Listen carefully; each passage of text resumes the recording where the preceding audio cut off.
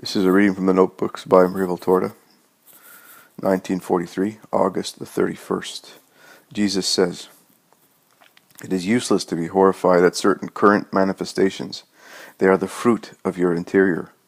I said this. It is from the heart that wicked thoughts and feelings emerge, and it is these that contaminate. I also said that every man is known by his works, and that as sweet fruits cannot be picked from the wild blackthorn, so honest acts cannot be extracted from someone whose interior is dishonest. Dishonesty consists not only of robbing, lying, and harming one's neighbor. It is dishonesty to be at fault regarding God, to rob him of that loving respect which is man's duty towards his Creator. It is dishonesty to make use of his gifts for wicked acts, all his gifts, and especially the gift of life. Now look and judge the way you badly use your bodies, wherein the soul moves, the temple reserved for God, wherein the mind resides, which should be directed towards comprehending the law of God, as the heart should be occupied in loving it and practicing it. Instead, what do?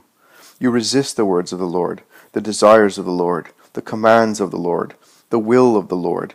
Like wild rams, with your hardness and your rebelliousness, two very sharp horns, you oppose every invitation of God. You ruin yourselves, but you continue to resist. And you call yourselves Christians? No, you are not. I, the Christ, have not taught you rebelliousness, disobedience, lust, cruelty, and idolatry. I have taught you just the opposite. I have shown you how life should be used. I have explained to you that you are temples of God, who wants to live in you, who loves to live in you much more than in sumptuous temples which are, however, made only of stones and marble.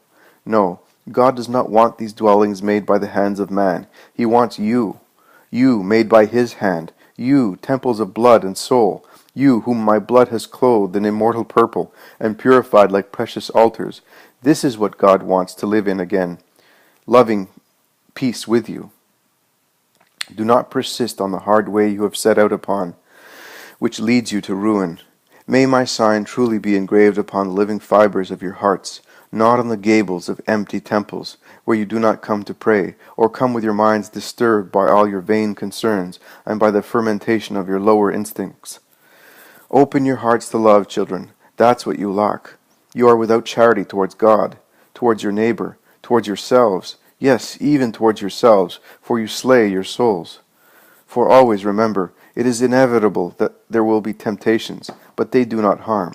You do harm when you yield to them, and do not say that they are stronger than you. No, the Father gives according to what you have to give. Does the temptation require tenfold strength to be resisted? God gives you 10, and even more. The bad part is that you are the ones who do nothing but desire to yield to evil. And now what can God do if you destroy the strength of God with your perverse will, and abandon yourselves to the kiss of temptation? In acting this way, you place the soul in a mortal vice, and from a sick or dying soul there emerge those sentiments you are amazed at. But it cannot be otherwise. In a corrupt body there is the stench of death. In corrupt souls there are manifestations of sin.